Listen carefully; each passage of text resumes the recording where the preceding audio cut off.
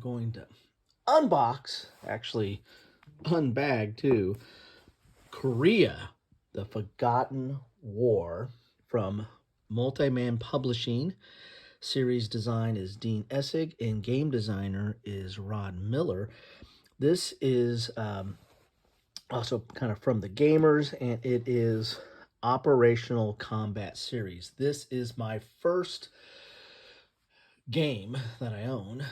I've dabbled a little bit with OCS, but really not much. Really, not even a full game. But this is the first game I own from the Operational Combat Series. So am I going down a dark and lonely path of madness or not? I would think Gary from Ardwolf's Lair would say not. A big OCS proponent, but it's something I thought I would try. I really like the SCS series, have a lot of those titles, and I know that this is a lot different, and this is a lot, this is true to its name. It's operational, so logistics is keen in this. Supply and logistics is key and king in this series. So anyway, I thought I would try my hand at this. Got this from Noble Knight. That's why it's bagged the way it is. This is a used copy, I guess, or at least an unboxed or unpackaged copy. No shrink. However, I believe it's unpunched, so I assume everything is in there. Noble Knight does a pretty good job of putting everything back in the box. Here is the back. As we can see, a sample of the counters and the hexes. You all that are watching this are probably more familiar with OCS than I am, so feel free to leave your comments on what I should be thinking about this game or expectations. I know this is probably not the best starter game in the series, but I thought I wanted to get it because, number one, it was on sale, and I had my eye on it, plus the topic. Korea is not covered as much as World War II, and the various World War II battles, and so and I know a lot of OCS focuses on World War II. I wanted to see how it did for Korea. Now it says complexity is high, and it says solitaire suitability is high. I found that interesting. I guess there's no hidden information other than you do have to make decisions on supply on each side. So I don't know. I find that interesting why the solitaire suitability is so high. But anyway, we'll take a look at that. I'll probably take a look at that after I get it to the table. On the back here it says the Korean War stands as a key event in world history. It was the first shooting confrontation of the Cold War, and it was the first limited war of the nuclear age. It remains the only time since the Second World War that two of the world's major military powers, in this case the United States and China, openly fought one another with diplomatic miscalculation and ineptitude on both sides, leading to fierce combat. The Korean War is also the United Nations' first opportunity to play a leading role in world military events. Korea, the Forgotten War, covers the first year of fighting and highlights the mobile phase of the war using the award-winning Operational Combat Series OCS rules. The full flavor of the mobile campaigns is brought to light, as are the political influences and constraints of the parties. Scenarios are included for players wanting to explore specific operations. They can also be used as training exercises before taking on one of the long campaign games. Options include variations on the Red Chinese entry into the war, nuclear weapons, and full Soviet support, in addition to a number of more minor variations. 13 scenarios, of which 2 use 2 maps and 5 use only 1 map. This is a reprint of the 2003 game. Some corrections have been made, including some to make this compatible with the latest version of the series rules, version 4.1a. So this is a second printing here. Or second edition maybe. Let's get in here and see what we have in the bag. As I said, I've been relatively pleased with how things come from Noble Knight. They don't always mention if something's punched or unpunched, but when they do, I try to I tried to get a hold of it. So here is the box. A little bit of wear on the box, but nothing to complain about too much. It's typical MMP box here. We have 2 dice in a bag. We have the operational combat series rule version 4.1a. I don't know what we're up to now, but as of this is 2014, we were at 4.1. So you all can let me know, do I need to download or get the latest series rules, or can I play this with this? I mean, that's relatively daunting. It's quite a bit of rules there. Let's see what we have. Table of contents up to page 48, airbase cards. So here's your airbase cards right here.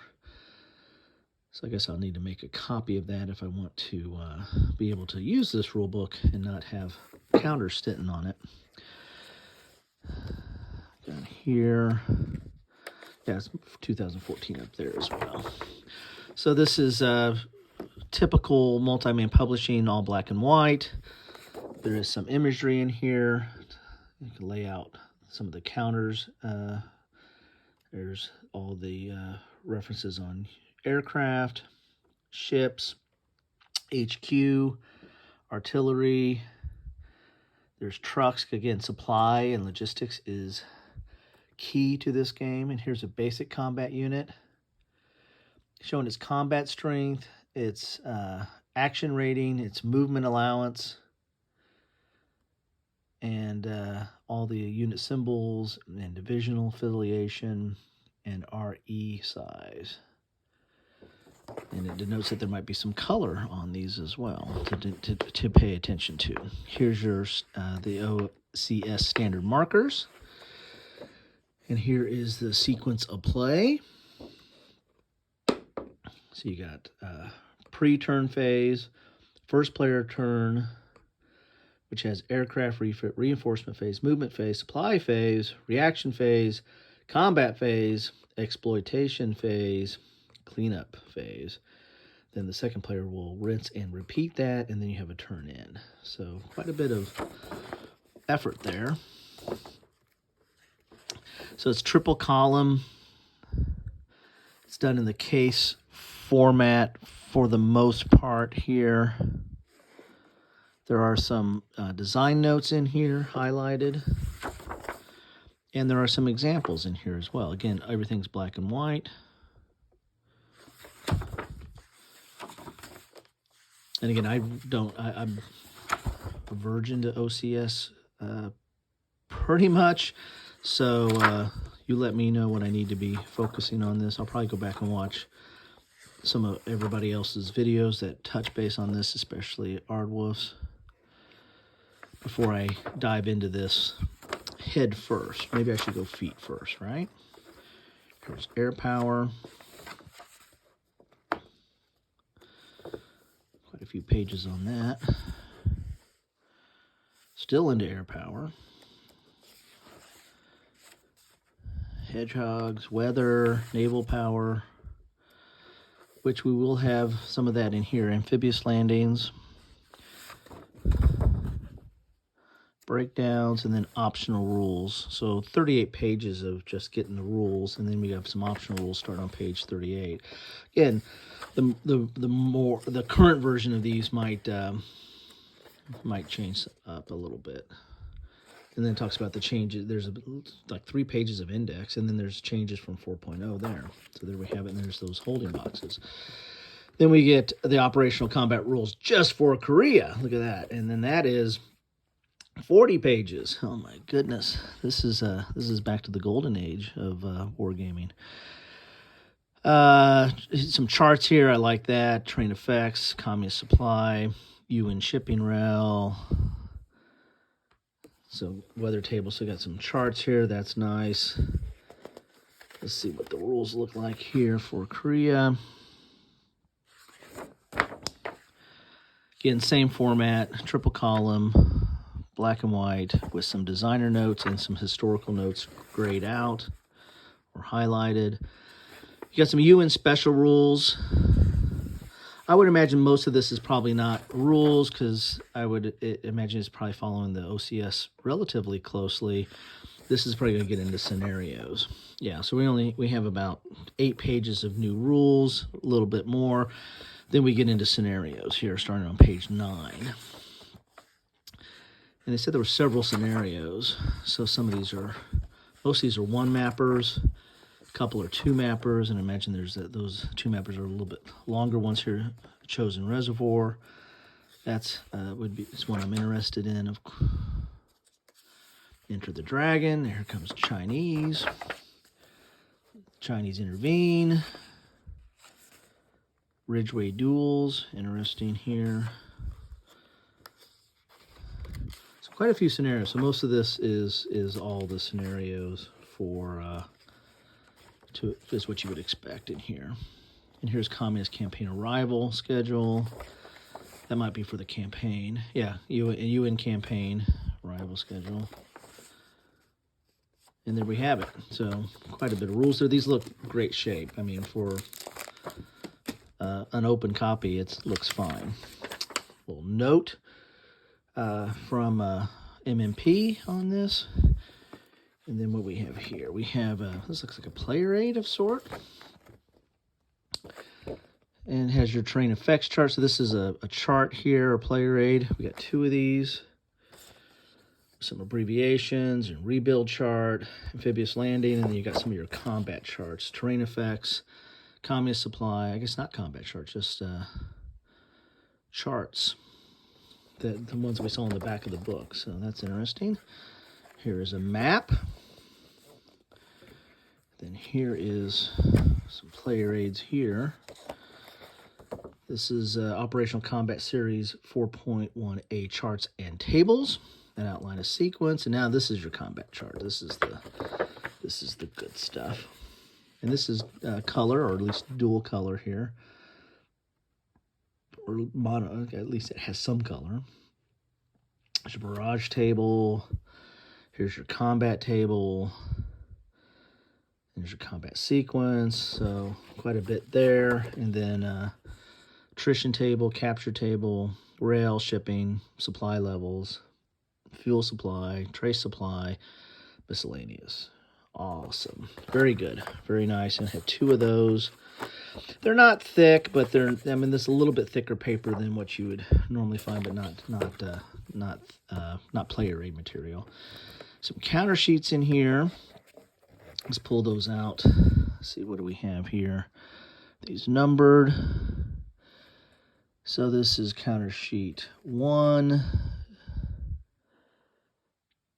It doesn't say. This one is counter sheet 1 front, and then we have counter sheet front. These are markers. All right, so we have 2 counter sheets of units, front and back, and here are the UN and South Korea and U.S. forces. And then we have the other counter sheet 2 front, which is your North Korea and Chinese Communist forces, front and back. And then we have 2 sheets of markers. So should that make me queasy in my stomach, or my sphincter to pucker up a little bit? I don't know. A lot of markers. 2 whole sheets of markers. So there's going to be a lot of markers going on here. Anyway, that looks interesting. The counters look fine. They look good. I mean, unpunched. Everything looks in excellent condition. Given what I paid for it, I'm pretty happy with that. I'll check. I think I should get 4. Let's look at the back of the box. What am I supposed to get here? 4 full counter sheets. 3 full color maps. Okay. Looks like I've got everything so far. Let's just check on the maps. I should have 2 more maps in here, right? And there they are. 1, 2, and 3. So let's pull out these maps and see what we have in there. So everything looks present and accounted for, which I like. And that's one reason why I do some of these unboxing videos, is to have a record of what is in the box, right? So people, they can, if they buy something used, especially in war game, world, we have a tendency to buy stuff, used or unboxed, and a lot of people buy stuff and they never play it, right? Who does that? Then they might sell it or trade it and finds its way back to Noble Knight. And that's one reason I like to do unboxing videos, so somebody can do this and figure out, well, I got everything that's in there, especially if something's punched. That's a little bit harder, but at least you can kind of get an estimate from the counter sheets of what you should have. So this looks like it is North Korea, and hex map, a typical MMP style. Color's a little bit more muted than normal, not as bold, but I kind of like it. I kind of like the looks of this map. I think this is, some people don't like MMP maps, but I think this one is fine. I'm digging it. A lot of rail lines. God, look at all those rail lines. Interesting there. And my wife and son were in Incheon. There's an airport here. I thought it was on an island, but there's an airport here, and that's where when they flew to China, that's where they flew back and had to stay a half a day in Incheon. They didn't get a chance to leave the airport to see anything, but they were there. So this is map B. Here is map A. For you that don't like me going out of sequence, I'm sorry. Okay, and this is the far north. All right, so this is map A. This is China. So we got a little bit of China going on here. So you have the border here, and this is where they're going to be coming in. Here's Chosin Reservoir right here. Major fighting there. Let's look at some of the charts here. We've got a victory point track, rebuild chart, variable replacement, supply table, weather table, intervention, and dead pile here for Chinese and North Korea. And then we have a terrain key here. And supply source, Pusan perimeter, and victory level line. Okay, that's some interesting stuff there. I imagine that's somewhat unique to OCS. I'll have to read up on that. I've got a lot of reading to do. And here is map C. I think I've got 80 pages of, well, I don't have to read all the scenarios. I just have to read the scenario that I want to play, right? So here is the bottom. This is map C, so it goes A at the very top, B in the middle, and then C at the bottom of the peninsula, the south part of the peninsula. Here is the Pusan A and B holding boxes. Here's Pusan right here. And then we have the Yellow Sea and the Korea Strait. We've got some holding boxes here for ground units, Air Base 1 and 2, and then Japan holding box right here. And then we have over here another weather table, dead pile for the UN, ship and rail, variable replacement, and rebuild, again, for UN and South Korea, I imagine. Then we have the CVG holding box, Valley 4, Philippine Sea, and the Lit, and amphibious landing, and then another terrain key. Oh, sorry, it's a little bit it's in the sun. And then we have a victory point track for the UN over here. So there you have it. Interesting. So those are the three maps. This takes up quite a bit of space. I mean, I think it said there was like 2 that were 2 mappers and 5 that were 1 mappers. I don't know if there's any that cover. I wonder if there's a campaign that covers all 3 maps. I might have missed that. I need to look in there and take a look at that. But if you have to do all even 2 maps are going to take up quite a bit of space. But nothing more than what we're probably used to with the maps this size. But if you do all 3 maps, whoa, this would, my table could hold it. Well, I got to get junk off of it, but my table could hold it, but that's quite a bit of space there.